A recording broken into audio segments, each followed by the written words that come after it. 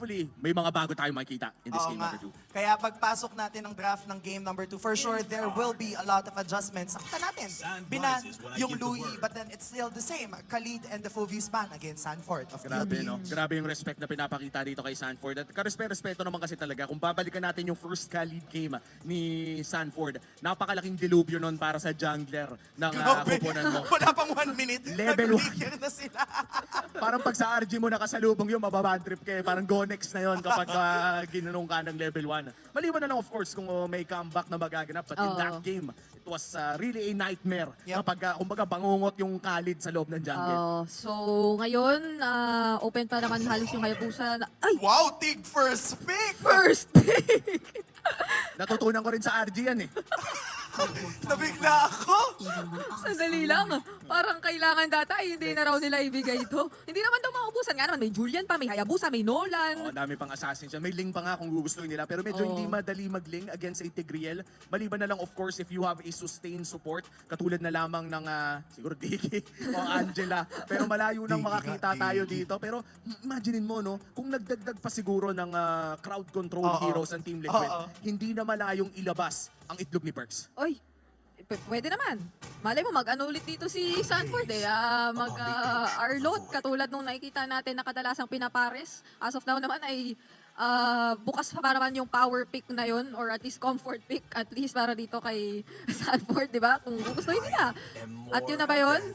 Julian ang magiging option and yun na nga yung Arlot para dito sa TLPH. The Julian, one of the best junglers in the current meta right now. Kahit ba sabihin na natin binawasan ng damage ng kanyang empowered na Scythe, kanyang first skill, Wala na ay siyang napakalaki pa rin ng damage na nabibigay niya sa kanyang passive na auto-attack. Yung kasi yung masakit eh. Doon naman talaga nang gagaling yung damage sa Julian. Ayun, Oo. ayun. Tapos gusto ko din na Julian and Nolan, sila yung top 2 junglers to me right now. Yes. Na pinakamabilis mag-farm in terms of being able to clear the jungle camp. So, talagang contest possible nangyari ngayon. Oo, namimiss ko na yung mga panahon talaga na sobrang yung mga heroes na lumalabas na pabilisan, mga Balmond. Talagang pumasok ako sa week na to, sabi ko gusto ko talagang makakita ng Balmond. Di Kasi ko, nabuff din Nabuff naman kasi. din. Oo. Kumbaga mas mataas na talaga yung damage niya. Pero alam mo na nakakatawa sa buff niya. ano? Parang mas ramdam sa XP lane Balmond. Ay, Kasi yung damage ng yung damage ng kanyang ikot, pwede mo nang gamitin trading against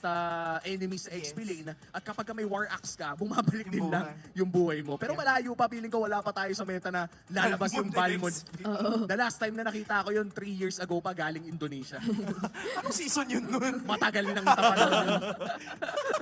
Okay, binan ang Aurora against TLPH and then Nathan naman ang kanilang naging response. Kanina ginamit ni Benny QT yung Nathan pero ngayon ubusan na talaga. Pero sa pagtatapat ng parehas junglers na to, hindi naman nagkakalayo. Wow. Kanina nilang mga KDA. But this is just to note, Carl TZ, the young GOAT, has a 2/3 of a win rate dito sa isang Julian, 66.67%. Oo. Ang taas. actually, parang go-to pick talaga nila yung Julian madalas. First nga nila, I think last week. Oo, may time na finurse pick ito ni Carl TZ, so parang medyo given na komportable sila dito. But then, ayun na nga, at least, ang hero na lang ni Lord JM ang iisipin natin mamaya. Marami-rami naman siyang mga nailabas previously such as the Ruby and the CC even. Actually, Hylos, walang Hylos. So ngayon, Team Liquid Philippines, wala na lang sila nung kanilang mid laner. Sanjay Hero, Valentina, may Lilia, pero... May Sask pa nga kung gugustuhin nila. Ay, Sask. Pero medyo humina na ang Nightmare spawn ng Sask. Hindi mo na talaga mararamdaman para ka na lamang kinakalabit ng mga bulate. Oo. Pero kahit after the buff, after the adjustment to, may hero, TLPH ata yun, isa pa din sila sa mga teams na nagme-main pick ng Zaz nung time na yun. Actually. Pero sobrang nagbago na that was 2 weeks ago. Matagal din. May naisip nga ako eh. Kumbaga parang... Ay, ayan sorry. na, bumalik si Wanwan. Sorry. May naisip ako dito. Ano yun naisip mo? Paano kung barat si XP lane? Yung makita natin. Ah. Kumbaga pang-irita lang sa Arnott, mga pang-irita rin lang sa Tigreal. Barat At saka yung XP. Julian na humaharap. Yes. The moment na makain mo after mag-empowered sword, pagka dura, wala nang Kawalan. passive. At saka parang yung kanina kasi, yung kulang din is sobrang reliable sana na front Oo, for kailangan- Blacklist. yeah. Yung lineup din nila ngayon, kailangan pa nila ng isang crowd control kasi yung isang crowd control nila ay yung Vexana. And pwede din kainin / unahan ni Lord JM si JP. Oh. Tingnan natin, no? Pero I think if Lord JM ang usapan, namimiss ko na yung Terizla. Tamus eh. Tsaka Tamus, Ay. Terizla, Sisi, yung mga ganun. Oh, Ruby, mga nalabas niya previously. So mukhang Tama. magsistick Ay, na lang Terizla muna nga. sila sa signature na lang na kinilala nating hero picks here for Lord JM. At least direct, parang in your face yung magiging response dito ng Blacklist International. Though, medyo kailangan nilang ingatan kung kailan nila ilalatag ang mga skills or yung mga important resources nila kasi at the end of the day, this is a 1-1 again na hawakan ni Benny Cutie. Mabilan mo lang ng konting oras to, mastakan lahat ng weakness, lilipad at lilipad ang Oo. 1-1. I think specialty talaga ni Benny Cute itong 1-1. No? Minsan na nga lang natin makita panigurado ay ito yung 1-1 na praktisado talaga. Ikaw ba naman, no? Pangalan nga ng anak mo 1-1 eh. Hindi Oo. mo pa pagagalingan. Kailangan mo talagang galingan kasi nga naman, the name of Benny's daughter is named after this hero. Pero makikita natin how this will work. This is Team Liquid Philippines and Blacklist International. Casters, take us to the Land of Dawn. Ito na, nagbabalik na naman ang tunay na bagyo kung saan nabuo ang kanyang pangalan ng moniker. At Ina and Chantal, ulit ang inyong mga kasama. Pero kanina, Chantal, gusto ko linawin, parang may naapakan tuta ng Oh. pagkapik ng 1-1. Napatingin din ako eh. Parang bigla may umirit bigla.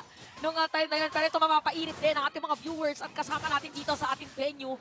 Dahil nga naman, para dito sa ating next na game, sobrang laki na nakataya. For TLPH, pasok na sila for playoffs. Para naman dito sa Blacklist International, pwede pa nilang pataasin yung chance naman nila sa playoffs pag na-extend nila yung laban at kung mananalo sila kung mag-game number 3. It's the race for TLPH na makapasok nga unti-unti. Ay may 4 na tayo in total na pasok sa playoff spot for MPL. Habang ang Blacklist naman, they want to raise their chances. More chances of winning, of course, if ever na makuha nila yung game on number 2 laban dito sa TLPH. Pero ngayon, sa pagbabalik ng 1-1 muli para dito kay Benny Cutie, tignan natin kung paano ba nila mapapagana to. Knowing na ilan sa mga heroes dito for Blacklist sa International has somewhat of a crowd control na pwede rin naman pangontra dito sa 1-1 na to. Oo, so pwede na nga biglain din or yung tama nga yung layering of crowd controls dito is gonna be very crucial bago gamitin yung Needles of Rose. Yung, basta yung second skill. Oo. Tagal na kasi hindi nagamit yung hero ni Benny Cutie. Baka na ipaghalo-halo na natin. So meron din dito defensive na talent emblem. So more on matagal pagdating sa team fight. Survivability. Kaya mag-soak in ang damage. Pero nga ngayon, tingnan natin kung tila ibon din ba sila lumipad. Kasi ngayon, merong mga airline na pwede magagaling and the flex from TLPH here against Blacklist. Pumapalag naman si Lord JM. Yung sa Geek Farm, parang pang-upagang ng style yung yung peg doon. So okay, si JP sa may middle lane ay magbibigay lang ng impormasyon na nandun ng players ng Blacklist.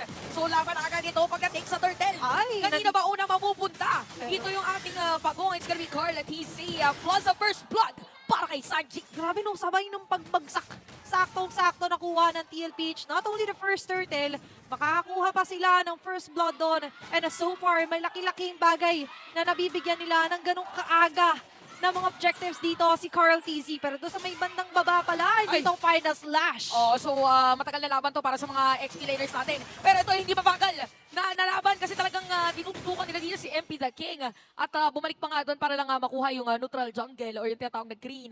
So so far, TLPH naman dito 1.2k gold laban sa Blacklist International.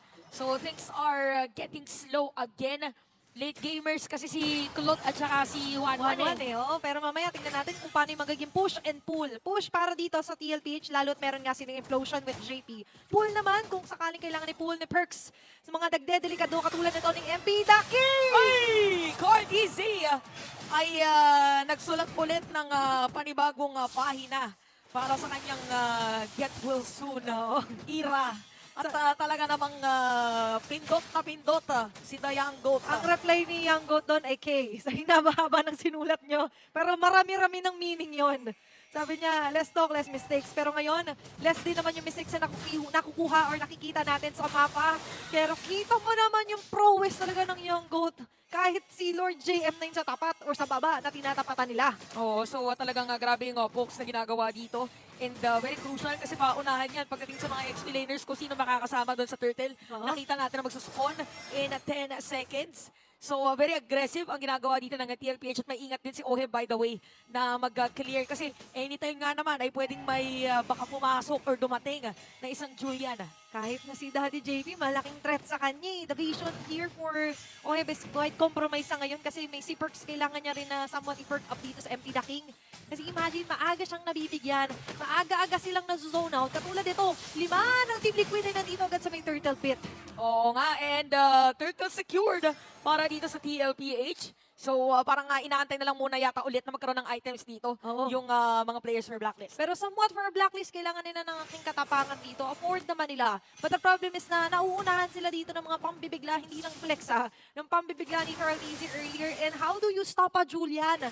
This early na nga lang din. And the way to stop it is of course to try and put pressure onto the other lanes. Mapapareact, maiiba yung tempo, maiiba yung sagot.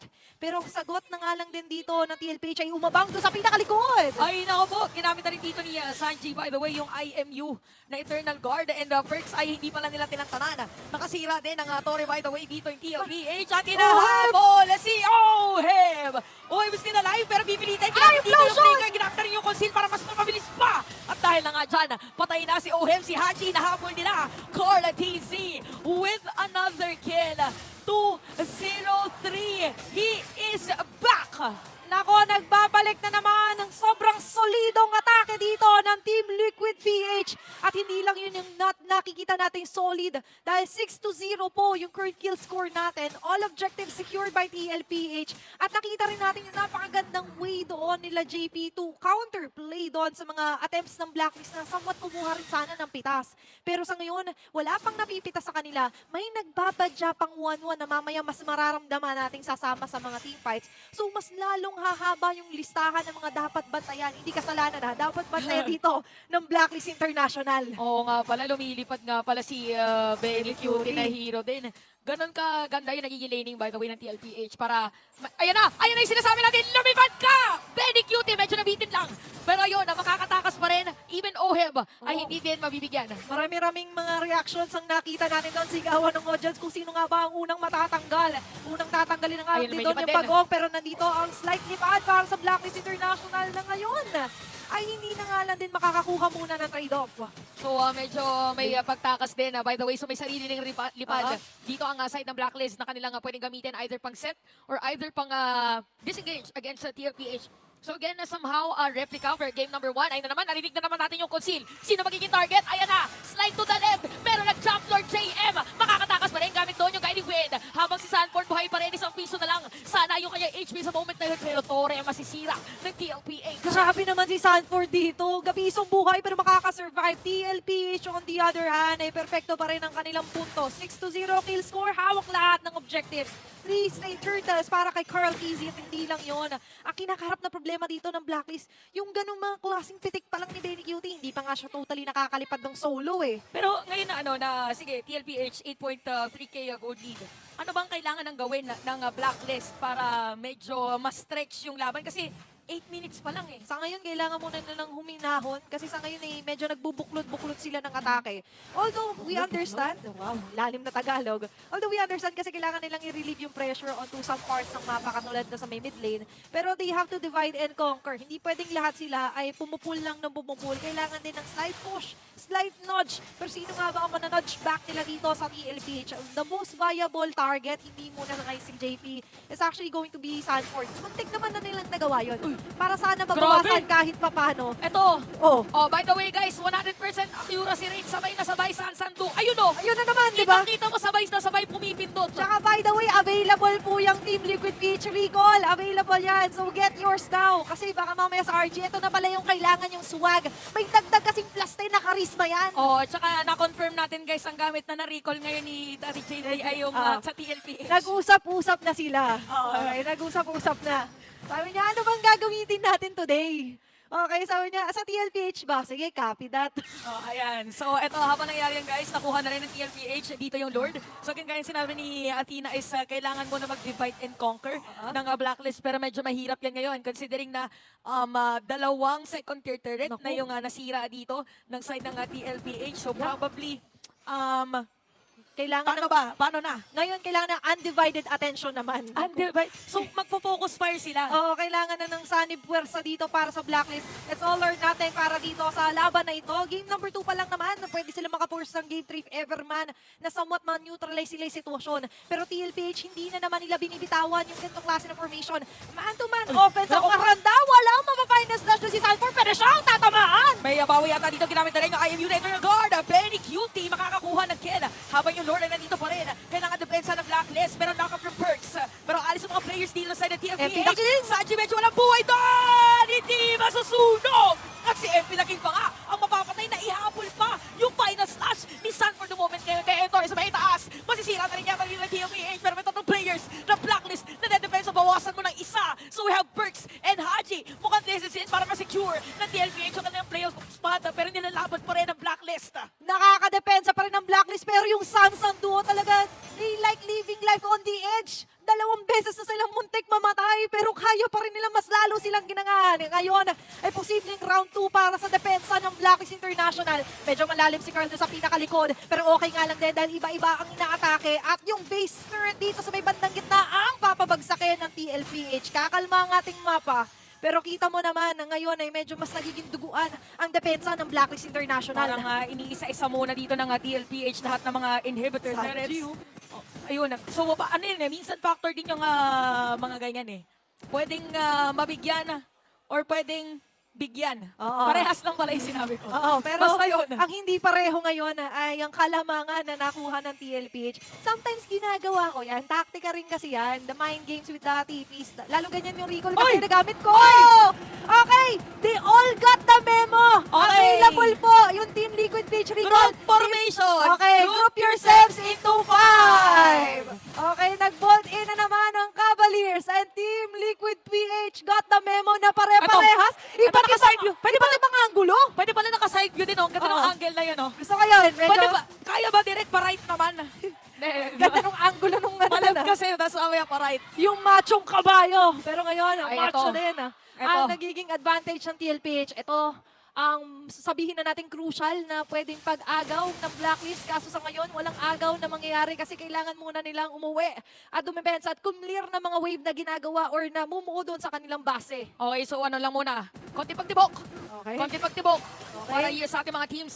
Bibigyan yata at ipipili ng Pupuso mga pa? players. Si Sanji, by the way, ginamit niya yung IMU niya ha. Ginamit niya yung IMU niya na Circling Eagle. Huwag kayo malilito. Oo. Iba yung lipad ni Perks at iba yung lipad ni Sanji. Kahapon kasi si Sanji gumamit din siya ng Matilda Mid. Oo. So baka... Akalain. Akalain Ayun na continuation. So, eto, ano na bang lagay ng ating mga items? Sa ngayon ay lock item na here para sa kay Julia, or rather isa na lang ang inaantay dito ni Curl TC. So far, kaya rin naman sobrang tapang dito ni Benny Cutie. Meron na rin siyang wind of nature. Kung sakaling umatake yung Claude na ngayon I doubt na po-open sa ng sobra or pipitik ng sobra. Kasi kailangan muna nilang tumunaw ng Lord na dala-dala ngayon na Team Liquid PH. Ito na nga lang din ang magiging final defense nga ba? Kaya natin meron implosion play. Kanata na po yung pace. Unstoppable na at itutuloy na nga ng TLPH yung kanilang pagkapanalo. At dahil dyan, pasok sa playoffs! Team Liquid PH finally securing their own spot by winning the match and getting a point win laban sa Blacklist International.